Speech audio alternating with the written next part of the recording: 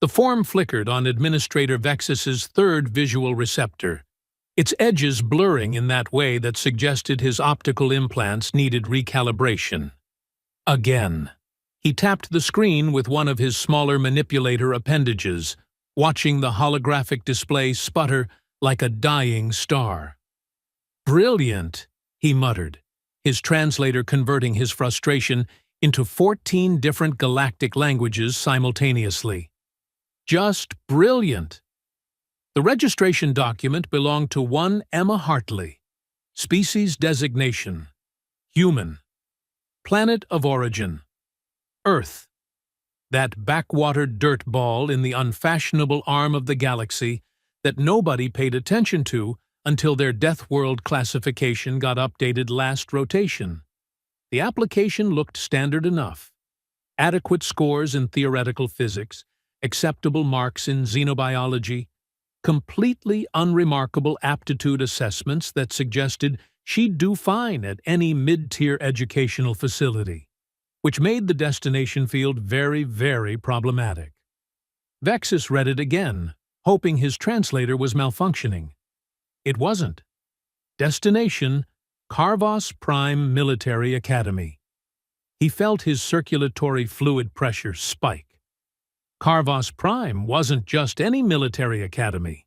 It was the Military Academy, the place where the Galactic Coalition sent their absolute best warriors, tacticians, and strategic minds. The institution had a 37% mortality rate during training. 37%? That was the official number, anyway. Rumors suggested it was higher, but that acknowledging the real figure might discourage applications. The Academy specialized in counterinsurgency operations, hostile environment warfare, and what they euphemistically called extreme prejudice protocols. Their graduates went on to command fleets, lead special operations teams, and occasionally overthrow small planetary governments when those governments got too comfortable with piracy or slave trading. Their entrance requirements included being able to bench press twice your body weight in standard gravity, survive 3 days without water in a desert environment, and pass a psychological evaluation that confirmed you were stable enough to follow orders but aggressive enough to kill without hesitation when necessary. Emma Hartley's file showed she'd listed her hobbies as reading historical fiction and baking sourdough bread. "Oh no," Vexus whispered. "Oh no, no, no." He pulled up the application pathway logs, watching the data stream paint a picture of bureaucratic incompetence that would have been funny if it wasn't about to get someone killed. The form had bounced through 7 different servers. Somewhere around server 4, a corrupted data packet had merged Emma's application with that of a Draxian shock trooper named Krell Bonecrusher. Krell's application, with its impressive combat scores and documented history of surviving gladiatorial combat in 3 different star systems, had gotten redirected to a culinary institute on a peaceful, agricultural moon. Krell was probably learning to make pastries right now. Emma Hartley was scheduled to arrive at Carvos Prime in 6 standard hours. Vexus reached for his emergency communicator, then stopped. If he reported this now, it would trigger an investigation. The investigation would reveal that he'd been routing personal messages through government servers for the past 3 months. His supervisor would find out about the gambling debts. His mate would discover the messages to that Centaurian dancer. He looked at the countdown timer. 5 hours, 58 minutes. "She'll figure it out," he told himself, closing the file. "Humans are supposed to be clever, right? She'll realize there's been a mistake and just leave." He deleted the error logs, cleared his viewing history, and went to lunch. He did not sleep well that night. Emma Hartley stepped off the transport shuttle and immediately knew something was wrong. The landing pad was constructed from some black metal that seemed to absorb light. Scorch marks decorated the surface in artistic patterns that suggested frequent weapons testing. In the distance, She could hear what sounded like explosions, followed by someone screaming in a language her translator hadn't loaded yet. The other passengers disembarking around her were not studying xenobiology. The Vrelian to her left stood 7 feet tall, with 4 arms ending in claws that could probably shred titanium. She'd seen his kind on nature documentaries, usually in segments titled Apex Predators of the Vrelian Highlands. He was checking what looked like a plasma rifle, his tail swishing in a way that Emma's danger instincts suggested meant excitement. On her right, a species she didn't recognize was performing what appeared to be dynamic stretches, each movement producing cracking sounds from joints that shouldn't exist. The being had 6 legs, multiple articulated spines protruding from its back, and was wearing armor that looked like it had survived atmospheric re-entry without a ship. Emma looked down at her own outfit: comfortable travel pants, a university hoodie with a coffee stain on the sleeve, and sneakers that had seen better days. She'd packed 3 changes of clothes, her favorite books, a sourdough starter she'd named Gerald, and exactly 1 knife, which she'd brought for cutting cheese. "Okay," she said quietly. "This is fine. This is totally fine." It was not fine. A voice boomed across the landing pad, amplified by speakers that made Emma's teeth hurt. "All new recruits will proceed to Processing Bay 7 for immediate evaluation. Failure to arrive within 5 standard minutes will result in automatic expulsion. Your time starts now." Everyone around her immediately sprinted toward a massive building in the distance. The 6-legged creature moved like liquid death, covering ground faster than should have been physically possible. The Vrelian simply launched himself into the air, using some kind of a propulsion pack Emma hadn't noticed before. Emma started running. She was not an athlete. She jogged sometimes, usually to the bakery before they ran out of good bread. Her cardiovascular system was designed for walking to class and occasionally taking stairs when the elevator was broken. Within 30 seconds, her lungs were burning. Within a minute, she was genuinely considering just lying down and waiting for someone to send her home. But Emma Hartley had been raised by a mother who'd taught her that quitting was worse than failing, and a father who'd insisted that you couldn't fail if you never stopped trying. Also, she really didn't want to disappoint her parents, who'd been so proud when she'd gotten her academy acceptance letter. They'd probably gotten the wrong letter, too. She kept running. Processing Bay 7 turned out to be a massive hangar filled with equipment that looked designed to hurt people in creative ways. Standing at the front of the room was something that made Emma's pattern recognition software, the part of her brain that had kept her ancestors alive on the African savanna, start screaming. The being was tall, probably 8 feet, covered in scales that shifted between dark green and black depending on the light. Multiple scars decorated visible skin, each one telling a story Emma suspected involved someone dying badly. The being's eyes were yellow, with horizontal pupils that tracked movement with predatory precision. "I am Instructor Thraz," the being announced, voice resonating with the kind of authority that suggested questioning orders was a fast way to find out what your internal organs looked like.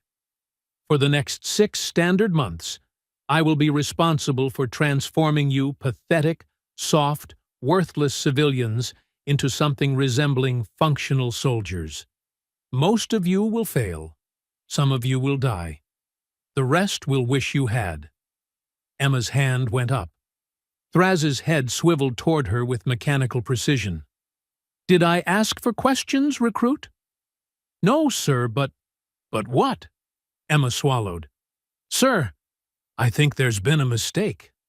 I applied to study xenobiology at—" The laughter that erupted from the other recruits was not kind. It was the sound of predators recognizing prey, the audio equivalent of watching someone sign their own death warrant. Thraz moved closer, each step deliberate. He stopped directly in front of Emma, looking down from his considerable height advantage. "Let me guess," he said, voice dripping with something between amusement and contempt. "You think because there was a clerical error, you can just walk away? You think the Galactic Coalition military is some kind of customer service desk where you can request a refund?" "I mean, kind of," Emma heard herself say, immediately regretting every life choice that had led to this moment. Thraz smiled. It was not reassuring. "Recruit Hartley, your application was processed through official channels. Your acceptance was verified through standard protocols. As far as the Coalition is concerned, you volunteered for this. You signed legal documents agreeing to fulfill your training obligations. Breaking that contract would result in criminal charges for desertion." Emma felt her stomach drop into her feet. "But I didn't—" "Furthermore," Thraz continued, clearly enjoying himself now, "Carvos Prime has a very strict policy regarding withdrawals. You may leave after completing the first evaluation phase, which begins in 10 minutes. He leaned closer, his breath smelling like something had died in his mouth and was now being used as a biological weapon.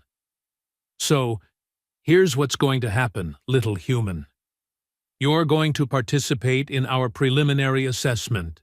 When you fail, as you absolutely will, you'll be processed out with documentation showing you attempted training but lacked necessary qualifications. Your record will show you tried. Your parents will think you're brave, and you'll go home to your bread-making or whatever soft civilians do with their worthless lives." Emma wanted to argue, wanted to demand to speak to whoever was in charge, wanted to curl into a ball and cry until someone fixed this nightmare. Instead, she heard herself say, "What's the evaluation?" Thraz's smile widened. "Survival." The evaluation arena was a canyon approximately 2 kilometers long, filled with obstacles that seemed designed by someone who'd watched too many action movies and had access to a military budget. Floating platforms hovered over pits of something glowing and probably toxic. Automated turrets tracked movement from elevated positions. In the distance, Emma could see what looked like a maze constructed from walls that occasionally shot fire. Instructor Thraz stood on an observation platform, speaking through a communication system that made his voice sound even more intimidating. "The rules are simple," he announced. "Reach the extraction point at the far end of the canyon. You have 2 standard hours. Anyone remaining in the arena after time expires will be extracted by force and automatically failed. Weapons and equipment are scattered throughout the course. Use whatever you find. Cooperate with other recruits or don't.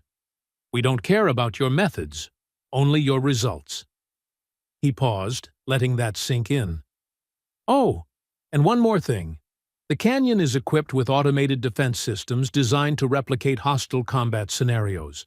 They're programmed to be non-lethal, but medical cannot guarantee 0 casualties. Sign the liability waiver on your datapads." Emma looked at her datapad. The waiver was 17 pages long and mentioned accidental dismemberment 3 times. She signed it anyway. "Begin!" The other recruits exploded into motion, like someone had fired a starting gun at a track meet organized by Special Forces operators. The Vrelian from earlier immediately took to the air again, rocketing toward the far end. The 6-legged creature scuttled up the canyon wall, moving. Along the vertical surface, like gravity, was a suggestion. Emma stood there, watching organized chaos unfold around her, and did what she always did when overwhelmed. She laughed. Not a happy laugh, not even a particularly sane laugh. It was the laugh of someone who'd realized they were in a situation so absurd, so completely disconnected from reasonable reality, that emotional responses had become optional. "Okay, Emma," she told herself, starting to walk forward. You've gotten yourself into some truly stupid situations before. Remember freshman year when you tried to cook a turkey in your dorm room microwave? This is just like that, except with more explosions and probably worse consequences. A plasma bolt sizzled past her head, leaving a scorch mark on the rock wall behind her. Right. Much worse consequences. She spotted a crate nearby, partially hidden behind some rocks. Jogging over, she pried it open to find what looked like a standard-issue weapon harness and a scanning device. No actual weapons, but the harness had pouches for carrying things, which was better than nothing. Emma strapped it on, clipped the scanner to her belt, and started analyzing the terrain. Most of the other recruits were taking the direct approach, charging straight down the canyon floor and fighting through whatever obstacles appeared. This was producing predictable results. She could hear screaming, cursing in multiple languages, and the distinctive sound of someone discovering that yes, those walls really did shoot fire. Emma had never been particularly athletic, but she'd always been decent at puzzles. And if she squinted and ignored the death traps, this was basically just a really aggressive puzzle. The floating platforms weren't random. They followed a pattern, hovering in sequence, that suggested a navigation route. The automated turrets had tracking systems, which meant they had blind spots. The firewalls operated on a timer, which meant they could be predicted. She started moving, not quickly, but carefully, watching patterns and waiting for openings. A turret swiveled toward her. Emma dropped behind a rock, counted to 5, then moved during the gap in its tracking cycle. The platform ahead was descending, but it would rise again in approximately 8 seconds based on the rhythm she'd observed. She waited, then jumped as it reached its lowest point, riding it up and over a pit that probably contained something unpleasant. Someone screamed nearby. She looked over to see a recruit, some species with too many teeth, stuck in what appeared to be an electromagnetic net. The being was thrashing, trying to break free, but the more it moved, the tighter the net became. Emma hesitated. Helping meant wasting time she didn't have. It also might mean getting caught herself.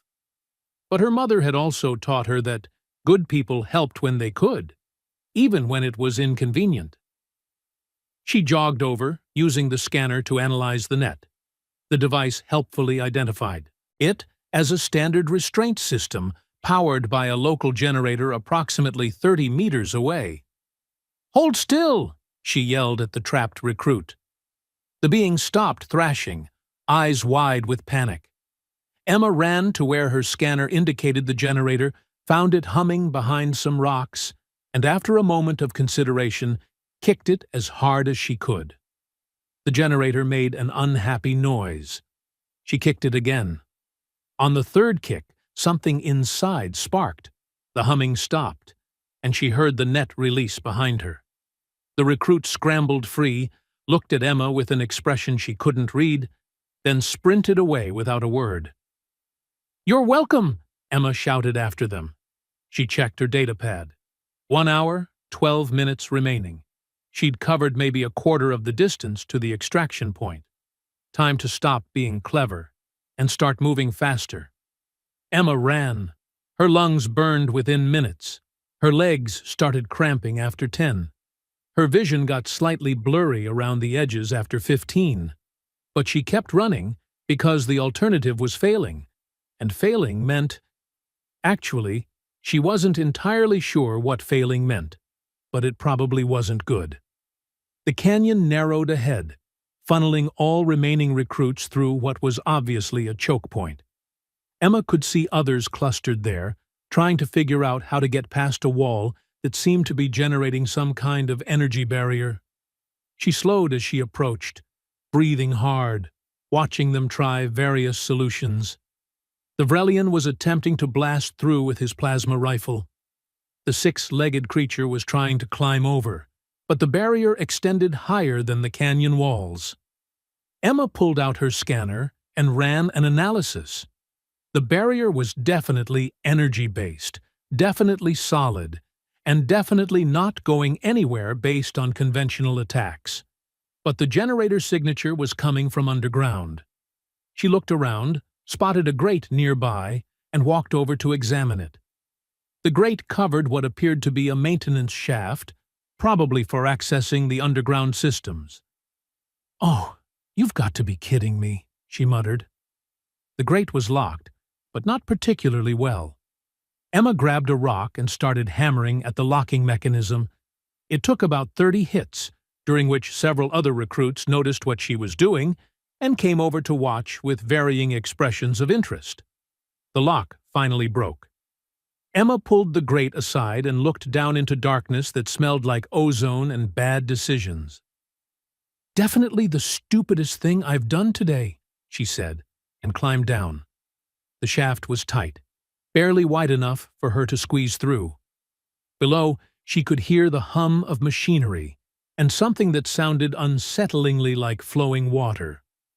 Her hands found metal rungs set into the wall, and she descended carefully, trying not to think about what might be waiting at the bottom. The shaft opened into a maintenance tunnel running perpendicular to the canyon above. Emergency lighting provided just enough illumination to see that, yes, that was definitely water flowing through channels on either side of a narrow walkway. Emma checked her scanner. The barrier generator was approximately 50 meters ahead. She started walking, feet splashing through small puddles, trying to ignore the way sounds echoed in the confined space. Somewhere behind her, she heard more grates being removed. Other recruits were following her path. The generator room was larger than expected, filled with equipment that hummed with barely contained energy. In the center sat the barrier generator, a massive piece of machinery covered in blinking lights and warnings in several languages. Emma studied it for a moment, then spotted what she was looking for: an emergency shutdown panel. She pressed the big red button labeled Emergency Shutdown in standard Galactic script. Nothing happened. She pressed it again, harder this time. Still nothing. "Of course," she muttered, "because that would be too easy." Behind her, she heard footsteps. More recruits were entering the generator room, probably planning to try their own solutions. Emma didn't have time for that. She needed to think. The generator was designed to be resilient against conventional attacks. But resilient didn't mean perfect. Everything had weaknesses. Her dad, who'd been an engineer before retirement, had taught her that complex systems often had stupidly simple failure points. She walked around the generator, looking for anything that seemed out of place. There, near the bottom, almost hidden behind a support strut, a coolant intake valve. Emma smiled. She walked over to the nearest water channel, used her hands to redirect the flow, and watched as water started flooding toward the generator's cooling system. What are you doing?" someone asked behind her. "Science," Emma replied, stepping back. The water hit the intake valve. The generator made a sound like a cat being strangled. Lights started flashing in patterns that probably meant bad things. Somewhere, an alarm began wailing. And then, with a sound like reality giving up, the barrier generator shut down. Emma ran. Behind her, the other recruits were scrambling, apparently having reached the same conclusion she had about staying near failing equipment. She sprinted back through the maintenance tunnel, climbed the ladder faster than she'd ever climbed anything in her life, and emerged into the canyon just as a muffled explosion echoed from below. The energy barrier was gone. Emma ran through the opening, past recruits who were still standing there looking confused, and toward the extraction point she could now see in the distance. Her datapad showed 11 minutes remaining. She ran harder. The final stretch of canyon was relatively clear, probably because the designers figured anyone making it this far would be too exhausted to care about additional obstacles. They were right.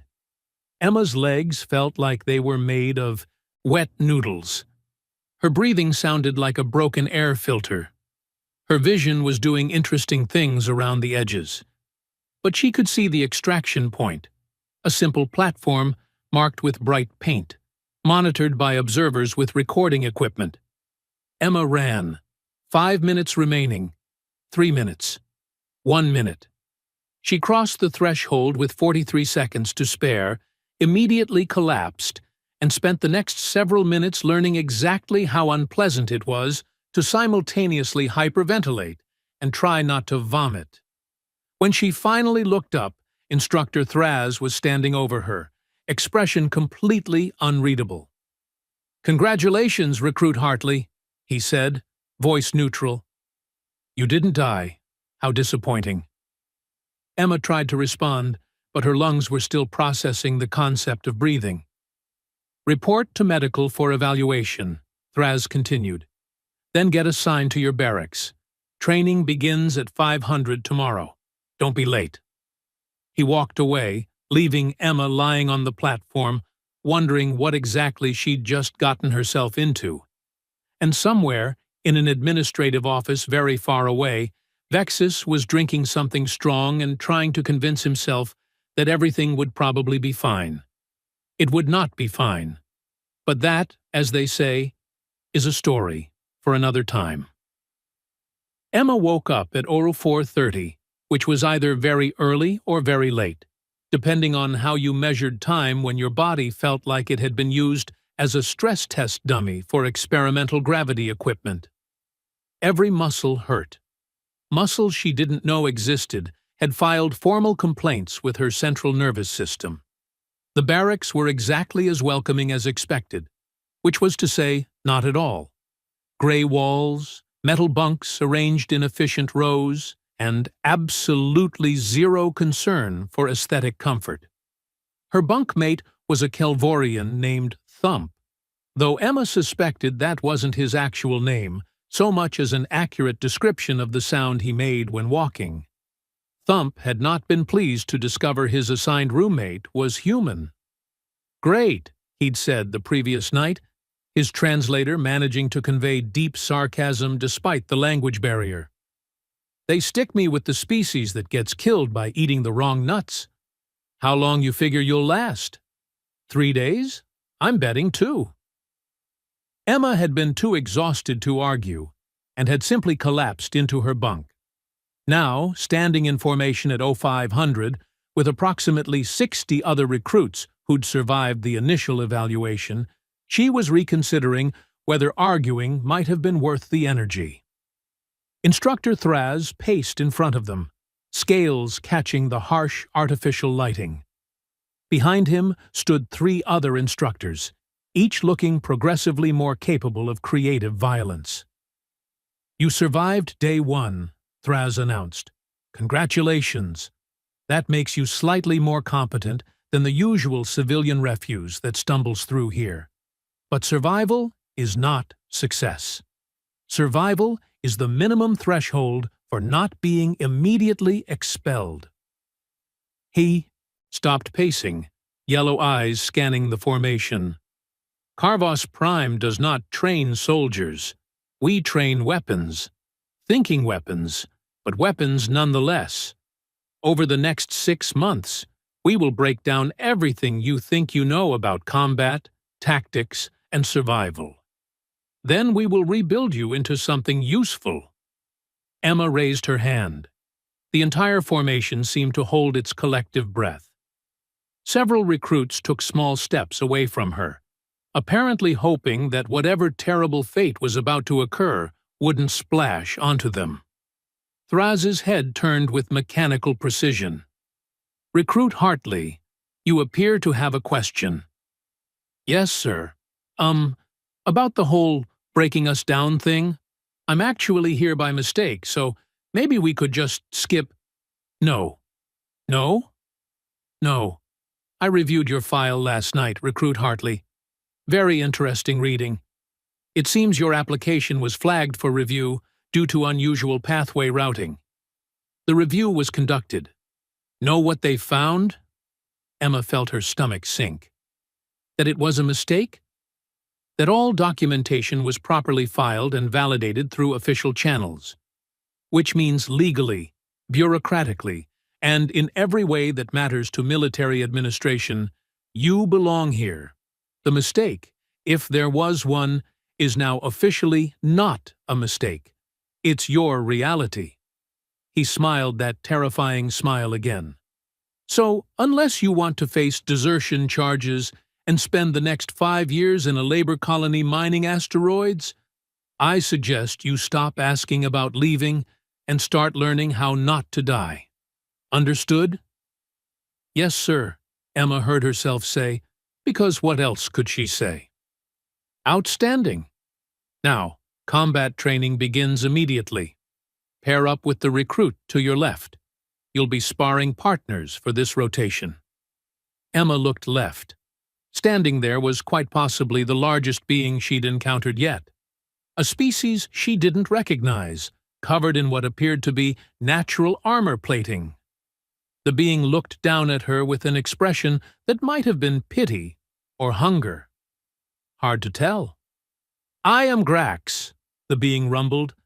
Try not to break too quickly. I hate when my practice partners break. I'll do my best, Emma offered weakly. The sparring arena was a circular platform surrounded by observation stations where instructors could watch and occasionally shout criticism that was both brutal and oddly educational. Grax stepped onto the platform with the confidence of someone who'd never lost a fight and didn't expect today to be different. Emma stepped up opposite him and immediately started calculating exactly how badly this was going to hurt. Standard sparring protocols apply, announced one of the other instructors, a being that looked like someone had crossed a mantis with a tank.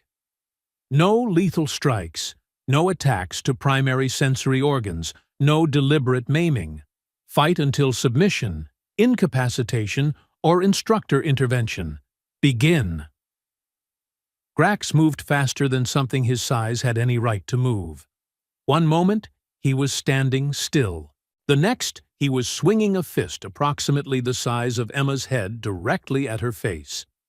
Emma did the only thing she could think of and dropped flat. The fist whistled overhead, close enough that she felt the air displacement. She rolled sideways, scrambled to her feet, and immediately had to dodge again, as Grax followed up with a kick that would have probably sent her into orbit. "Stop running!" Grax bellowed, sounding more annoyed than angry. "Stop trying to hit me!" Emma yelled back, ducking under another swing.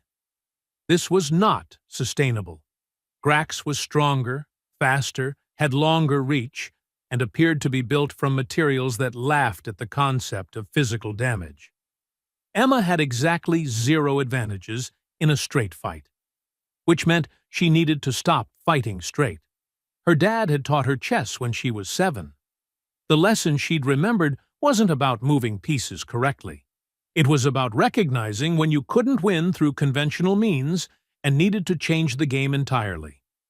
Grax charged again, clearly planning to use his superior mass to simply bulldoze through her defenses.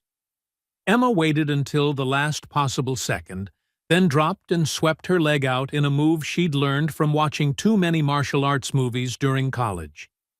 It didn't trip Grax, because he was too heavy and too stable, but it did catch him by surprise. He stumbled slightly, just enough to compromise his balance, and Emma used that half-second to dart behind him and jump onto his back. "What are you doing?" Grax roared, reaching back to try and grab her. "Improvising," Emma replied, wrapping her arms around his neck in something that was part chokehold and part desperate hug. She wasn't strong enough to actually choke him out, but she could make breathing annoying, and more importantly, she could make it very difficult for him to reach her while she clung to his back like a particularly determined barnacle. Grax spun, trying to shake her off. Emma held on, legs wrapped around his torso, arms locked. Her muscles screamed in protest. Her shoulders felt like they were being pulled from their sockets. But she held on. "Let go!" Grax demanded. "You submit first," Emma shot back. Grax stopped spinning and started backing up rapidly toward the arena wall, clearly planning to smash her against it. Emma let go, dropped, rolled away, and came up on her feet just as Grax hit the wall. He turned around looking genuinely frustrated, which Emma decided to count as a small victory. They circled each other, both breathing hard now. Grax was evaluating her differently, no longer seeing easy prey, but an actual problem that needed solving. "You fight like a parasite," he observed. "Thank you," Emma replied cheerfully, because at this point she'd take compliments where she could get them. Grax laughed, a deep rumbling sound that shook the arena floor. "I like you, human. You're going to die horribly here, but I like you." "Super encouraging. Really appreciate that." They fought for another 10 minutes, which felt like 10 hours. Emma couldn't win through strength, so she won through being annoying. She dodged, ducked, grabbed, twisted, and generally made Grax work far harder than he'd expected for what should have been an easy victory. Eventually, the instructor called time. "Adequate," Thraz announced, which Emma was learning was the closest thing to praise anyone got here. "Recruit Hartley, you clearly cannot fight, but you can avoid dying, which is a start. Recruit Grax, you're too dependent on physical advantages. Work on adaptation. Next pair." Emma stumbled off the platform, every part of her body lodging formal complaints. Grax clapped her on the shoulder hard enough to make her knees buckle. "Same time tomorrow, parasite?" "Can't wait," Emma gasped. The rest of the day followed a similar pattern of structured suffering.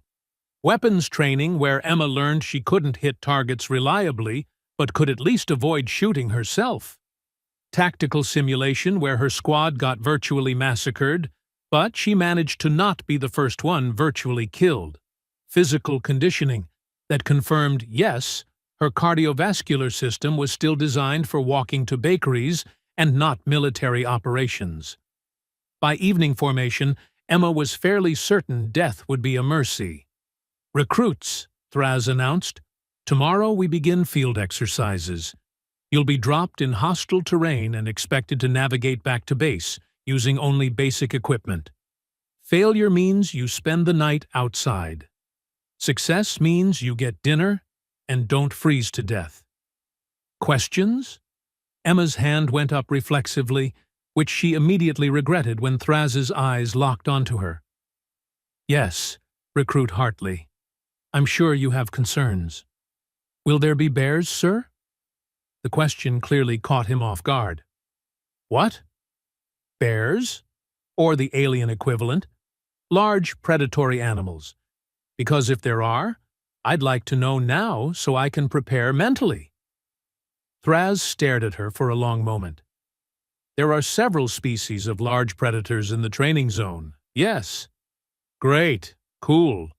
Just wanted to confirm my inevitable doom has variety." Someone behind her snorted with laughter, quickly suppressed. Thraz's expression was unreadable.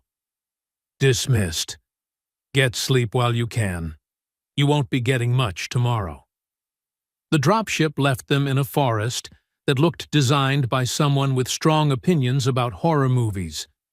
Twisted trees, fog that clung to everything, and sounds that suggested the local wildlife was both large and hungry. Emma checked her equipment. 1 compass, 1 basic survival knife, 1 water purification tablet, and 1 emergency beacon that would call for pickup, but also automatically fail her from the exercise. "Fantastic," she muttered. "Just like camping, except with more potential death." Her assigned team consisted of 5 other recruits, including Grax and Thump. The others were Vera, a species that looked like someone had given a lizard sentience, and tactical training. Quicks, who appeared to be made of crystallized minerals and communicated through vibrations, and Lorne, who was humanoid enough that Emma couldn't immediately identify his species. "Right," said Lorne, apparently deciding to take charge. "We head north. Base is approximately 40 kilometers that direction. We move fast. We get back before dark.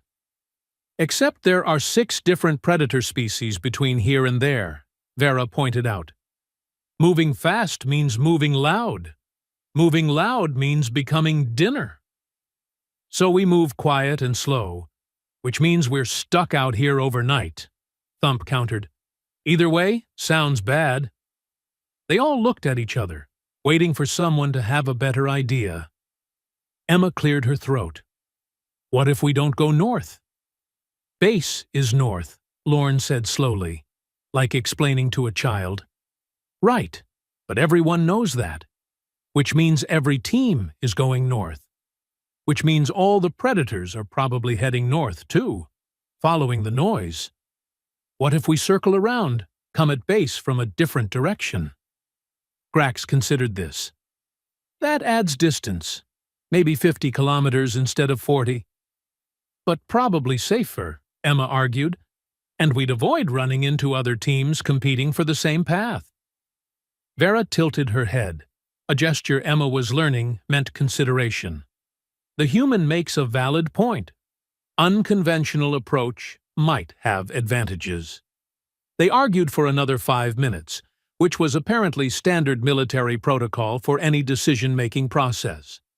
Eventually, they compromised on Emma's route with Lorne's timeline, which meant they'd try circling around but move as fast as safely possible. They set off southwest, moving through undergrowth that seemed personally offended by their existence. 2 hours in, they encountered their first problem.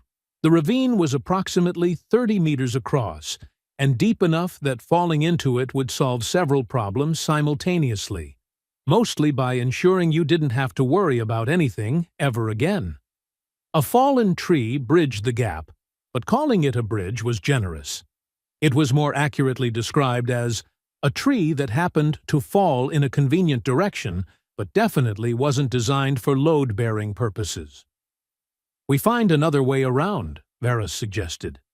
"That adds hours we don't have," Lorne countered.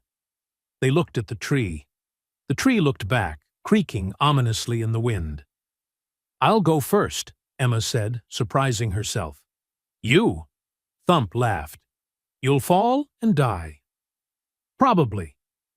But I'm the lightest, so if the tree can't hold me, it definitely can't hold any of you. Better to know now than have someone heavier fall."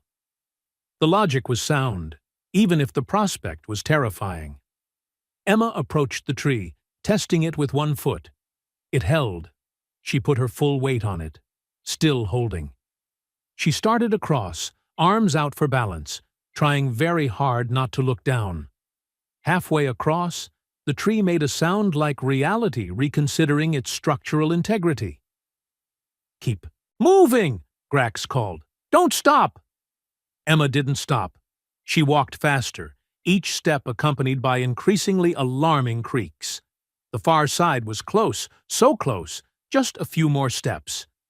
The tree cracked. Emma lunged forward, hands grabbing for the far edge as the tree began to give way beneath her.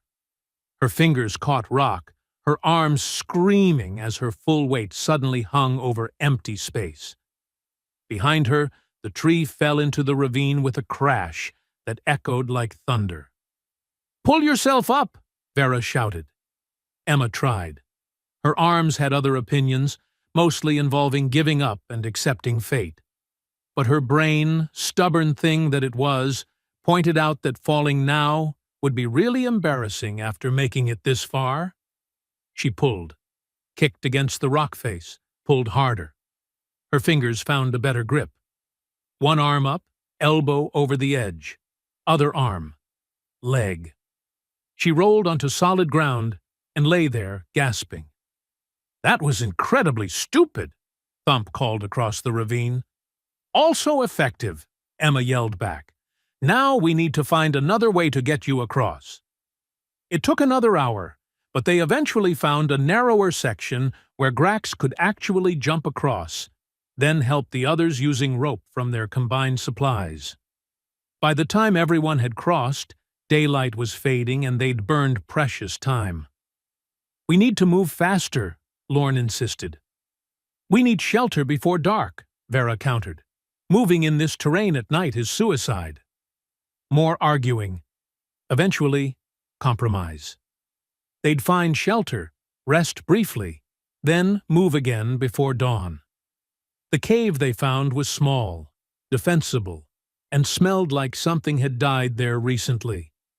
But it was dry and relatively safe, which made it luxury accommodations under current circumstances.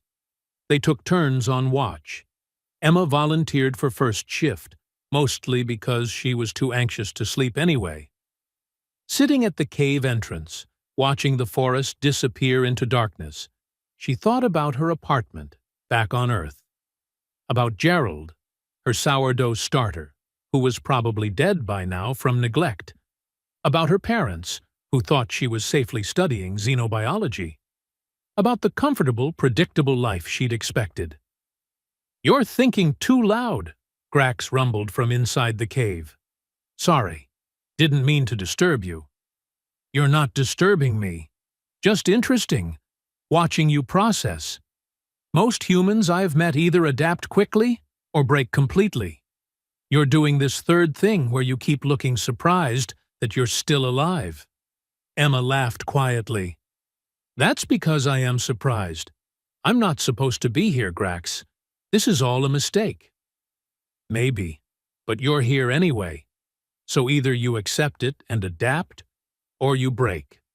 Those are your options." "What if I don't want either of those options?"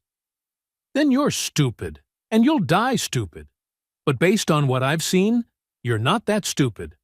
Annoying, yes. Weak, definitely. But not stupid." "Thanks, I think." "You're welcome. Now shut up and watch for predators. I'm trying to sleep." Emma smiled in the darkness and kept watch. They moved out before dawn, navigating by compass and Emma's increasingly questionable sense of direction. The forest gave way to rocky terrain, then to what appeared to be some kind of industrial wasteland that Emma suspected was actually a training ground made to look post-apocalyptic. "Base should be another 10 kilometers, Lorne announced, checking his compass. That's when they heard the gunfire. Everyone dropped into defensive positions automatically, training overriding panic. The gunfire was distant but distinct, coming from the direction of base. "Another team in trouble?" Vera suggested. "Or a training scenario," Thump countered. "Either way, not our problem," Lorne decided. "We keep moving." But Emma was already moving toward the sound, much to her own surprise. "Hartley, where are you going?" "Someone might need help." "That's their problem." Emma ignored him and kept moving. Behind her she heard cursing in multiple languages, then the sound of her team following. Because apparently they were either very loyal or very stupid, and Emma suspected it was mostly the latter. They found the other team pinned down behind rocks, taking fire from automated defense turrets that must have been part of some advanced training scenario. 3 recruits were visible, one clearly injured. "This is not our problem," Lorne hissed. "Agreed," said Thump. Emma looked at the injured recruit, then at the turrets, then back at her team. "Distract them. I've got an idea." "No, absolutely not. We're not. Grax, you're with me. Everyone else, make noise in 30 seconds. And before anyone could argue further, Emma was moving, circling around the turret position. Grax followed, grumbling but compliant. The turrets were automated, tracking movement and heat signatures. But they had a pattern, rotating in predictable sequences. Emma counted, timing their rotation, then sprinted during the gap in coverage. She reached the first turret's base, pulled out her survival knife, and started stabbing at access panels. "What are you doing?" Grax whispered urgently. breaking expensive military equipment. The panel came loose. Inside was a mess of circuits that Emma understood approximately 0% of. But she understood wires, and she understood that cutting wires generally made things stop working. She started cutting. The turret made unhappy sounds, sparked, and shut down. "One down!" she called to Grax. "3 more to go!" They hit the second turret the same way. The third required Grax to literally rip it from its mounting when Emma's sabotage didn't work. The fourth they avoided entirely by having the other team's recruits make a run for it while the turret was tracking Emma and Grax. By the time the last turret was disabled, Emma's hands were shaking, her heart was trying to escape through her chest cavity, and she was pretty sure she'd violated several hundred safety regulations. But everyone was alive.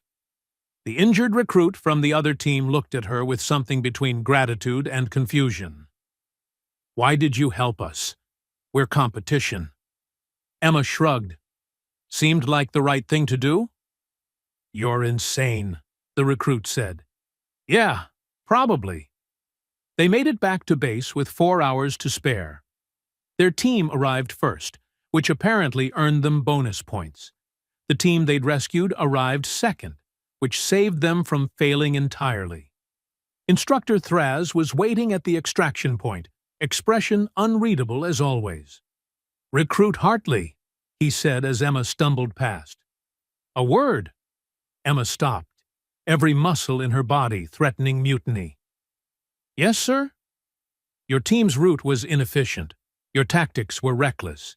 You endangered yourself and others for no strategic gain." "Yes, sir. Sorry, sir." "However," he paused, "you demonstrated tactical creativity, adaptability under pressure, and willingness to assist allied units even at personal cost. These are qualities we value." Emma blinked. "Sir?